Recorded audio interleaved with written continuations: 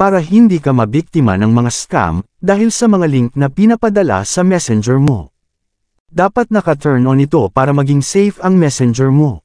Kaya kung hindi mo pa ito alam, hayaan mong ituro ko sa iyo sa pamamagitan ng video na ito. Buksan ang Messenger application. Pindutin mo ang tatlong linya sa itaas.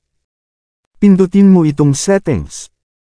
Hanapin mo dito sa gitna ang Privacy and Safety at pindutin ito. Pag nandito ka na, dito sa Security, piliin mo itong Safe Website Browsing.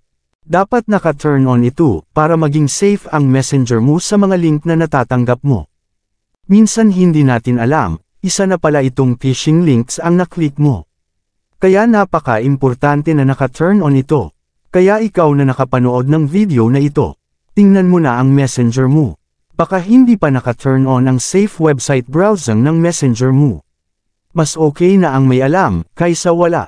Sabi nga nila, lamang ang may alam. Siyempre, kung nagustuhan mo ang video na ito, huwag mong kalimutan mag-follow at i-share mo na rin ang video na ito. Maraming salamat po.